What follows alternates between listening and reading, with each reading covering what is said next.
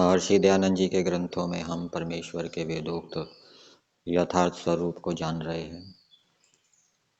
सत्यार्थ प्रकाश के संभवतः 7वें समोल्लास में प्रश्न किया है, वेद ईश्वर कृत हैं, अन्य कृत नहीं, इसमें क्या प्रमाण है?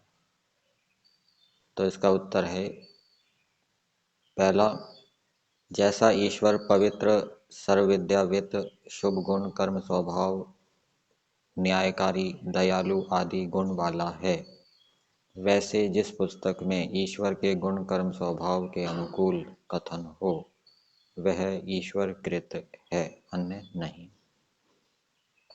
दूसरा, और जिसमें सृष्टि क्रम प्रत्यक्ष आदि प्रमाण आप्तों के और पवित्र आत्मा के व्यवहार से विरुद्ध कथन न हो वह ईश्वरोक्त समझना चाहिए।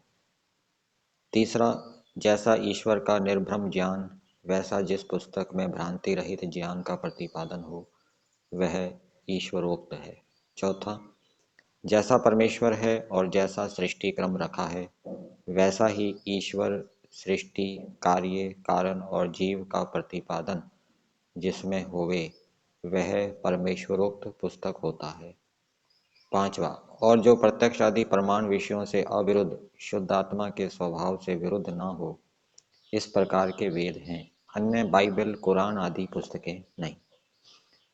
फिर प्रश्न किया है, वेद ईश्वर से ही हो ऐसी आवश्यकता कुछ भी नहीं, क्योंकि मनुष्य लोग क्रमशः ज्ञान बढ़ाते जाकर पश्चात पुस्तक भी बना लेंगे। तो इसका उत्तर दिया, कभी नहीं बना सकते, क्योंकि बिना कारण के कार्य उत्पत्ति का होना असंभव है। जैसे जंगली मनुष्य सृष्टि को देखकर भी विद्वान नहीं होते और जब उनको कोई शिक्षक मिल जाए तो विद्वान हो जाते हैं, और अब भी किसी से पढ़े बिना कोई भी विद्वान नहीं होता। इस प्रकार जो परमात्मा उन आदि सृष्टि के ऋषियों को वेद विद्या न पढ़ाता और वे अन्यों को न पढ़ाते तो सब लोग अविद्वान ही रह जाते। जैसे किसी के बालक को जन्म से एकांत देश अविद्वानों व पशुओं के संग में रख देवे तो वह जैसा संग है वैसा ही हो जाएगा। इसका दृष्टांत जंगली भील आदि हैं। जब तक आर्यावर्त देश से शिक्षा नहीं गई थी तब तक मिस्र, यूनान और यूरोप देश आदिस्थ मनुष्यों में कुछ भी विद्या नहीं थी, और इंग्लैंड के कोलंबस आदि पुरुष अमेरिका में जब तक नहीं गए थे तब तक वे भी सहस्रों लाखों करोड़ों वर्ष से मूर्ख अर्थात विद्याहीन थे, पुनः सुशिक्षा के पाने से विद्वान हो गए हैं। वैसे ही परमात्मा से सृष्टि के आदि में विद्या शिक्षा की प्राप्ति से उत्तर उत्तर काल में विद्वान होते आए हैं। योग दर्शन का सूत्र दिया है, स पूर्वेशाम अपि गुरु कालेन अनवच्छेदात्। इसका अर्थ दिया, जैसे वर्तमान समय में हम लोग अध्यापकों से पढ़ ही के विद्वान होते हैं, वैसे परमेश्वर सृष्टि के आदि में उत्पन्न हुए अग्नि आदि ऋषियों का गुरु अर्थात पढ़ाने वाला है।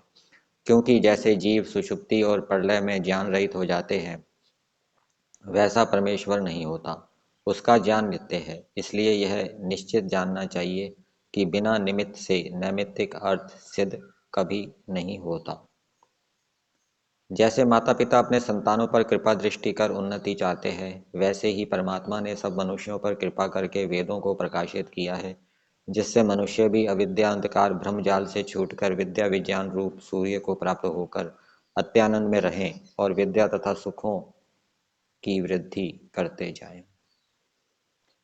वेदों को पढ़ने के पश्चात व्याकरण, निरुक्त और छंद आदि ग्रंथ ऋषि मुनियों ने विद्याओं के प्रकाश के लिए किए हैं। जो परमात्मा वेदों का प्रकाश न करे तो कोई कुछ भी न बना सके, इसलिए वेद परमेश्वरोक्त हैं। इन्हीं के अनुसार सब लोगों को चलना चाहिए, और जो कोई किसी से पूछे कि तुम्हारा क्या मत है तो यही उत्तर देना कि हमारा मत वेद है, तथा जो कुछ वेदों में कहा है हम उसको मानते हैं। सत्यार्थ प्रकाश के अष्टम समोल्लास में दिया है, हे मनुष्य, जिससे यह विविध सृष्टि प्रकाशित हुई है, जो धारण और प्रलय करता है, जो इस जगत का स्वामी, जिस व्यापक में यह सब जगत उत्पत्ति स्थिति प्रलय को प्राप्त होता है, सो परमात्मा है। उसको तू जान और दूसरे को सृष्टि करता मत मान। यह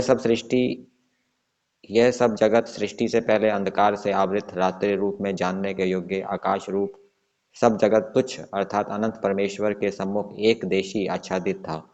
पश्चात परमेश्वर ने अपने सामर्थ्य से कारण रूप से कार्य रूप कर दिया।